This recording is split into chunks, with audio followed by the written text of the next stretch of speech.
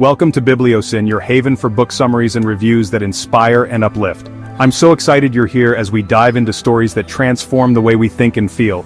Today we're exploring the art of letting go. Stop overthinking, stop negative spirals, and find emotional freedom by Nick Trenton. If you've ever felt trapped in a whirlwind of worries, regrets, or endless what-ifs, this book might just be the key to finding peace.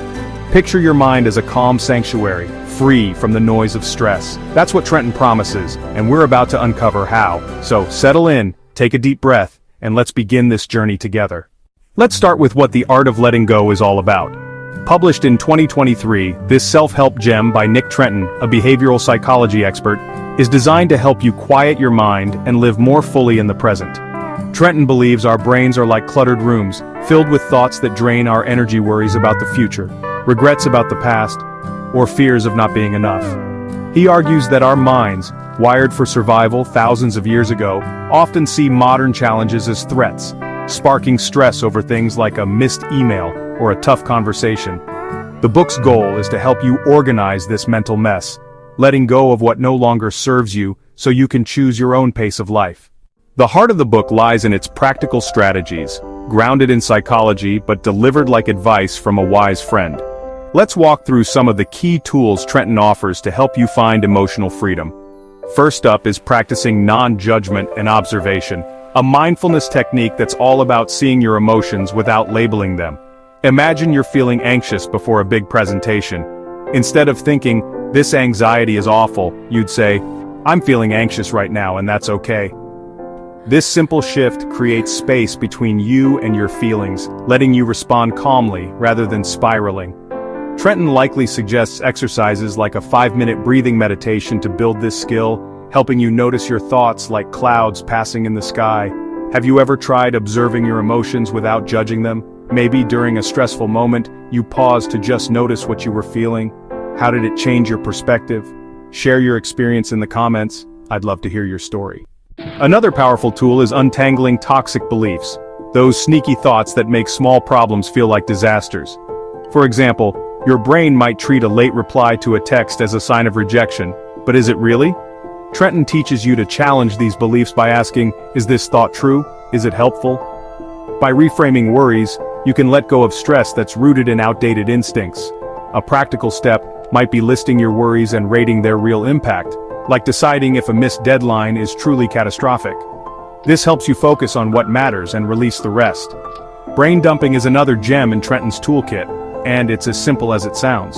You grab a pen and paper and write down every thought, worry, or task cluttering your mind. Maybe it's a to-do list, a nagging regret, or a random fear about tomorrow. Getting it all out clears mental space like tidying a messy desk. Trenton might recommend setting a timer for 10 minutes and letting your thoughts flow without editing. If you do this before bed, it can even help you sleep better by quieting those racing thoughts. Let's pause here.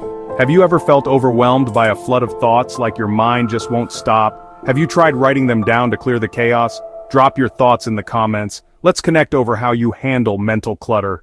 Next, Trenton talks about self-distancing, a way to step back from your problems by viewing them like an outsider. Instead of thinking, "I'm so stressed about this argument," you might ask, "What would I tell a friend who's stressed about an argument?" This shift helps you see solutions more clearly, like advising someone else. You could try journaling as if you're writing to a friend or even talking out loud to yourself. It's a game changer for breaking emotional loops and finding calm. Perfectionism is another trap Trenton tackles head-on. The need to be flawless can paralyze you, whether it's rewriting an email 10 times or avoiding a project out of fear it won't be perfect. Trenton encourages striving for excellency, doing your best without unattainable standards. He suggests setting realistic goals, like aiming for a solid work presentation, rather than a masterpiece. Mistakes, he says, are just steps to growth. This mindset can free you from stress and boost self-acceptance. Do you struggle with perfectionism? Maybe it shows up in your work, relationships, or even hobbies. How does it hold you back, and what's helped you let go? Share your story in the comments. I'm curious to hear. 2. Living in the present is a big theme in the book. Trenton explains that our brains love to wander, back to past mistakes or forward to future fears, robbing us of joy. He offers mindfulness tricks to anchor you in the now, like focusing on the taste of your coffee or the sound of birds outside. Gratitude exercises, like listing 3 things you're thankful for each day, also shift your focus to what's good. These small habits build a life where you trust things will work out, even when they feel uncertain. Trenton's background adds weight to his advice. With a degree in behavioral psychology and a knack for breaking down complex ideas, he makes psychology feel approachable. Growing up in rural Illinois, he brings a down-to-earth vibe, like he's sharing lessons learned over coffee. His other books, like Stop Overthinking, show he's passionate about helping people manage their minds, and The Art of Letting Go feels like a natural extension of that mission. Now let's talk about what readers think of The Art of Letting Go.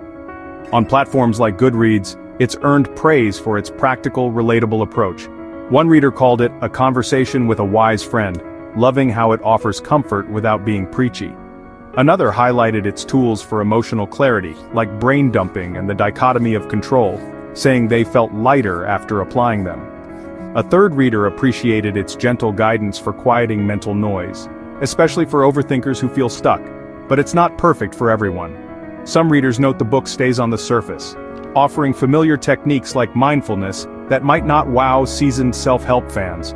It's not a deep academic dive, so if you're after complex psychological theory, you might want more. Compared to The Power of Now by Eckhart Tolle, it's less spiritual and more hands-on, like a practical cousin. If you loved Atomic Habits by James Clear for its clear steps, you'll likely vibe with this book's actionable advice. For readers, The Art of Letting Go hits home in our fast-paced world.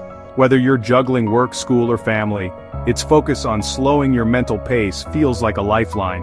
It's not a cure-all. Severe anxiety might need professional help, but it's a great starting point for anyone wanting to stress less and live more.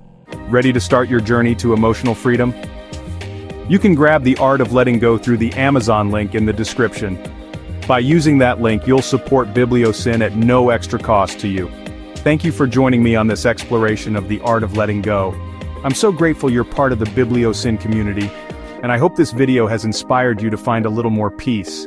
If you enjoyed it, please give it a thumbs up, share it with friends, and subscribe to BiblioSyn for more book summaries and reviews. Hit the bell icon to stay updated, and let's keep the conversation going in the comments. Have you read this book, or do you have a favorite self-help tip for overthinking? Share your thoughts. I can't wait to hear them. Until next time, keep reading and stay calm.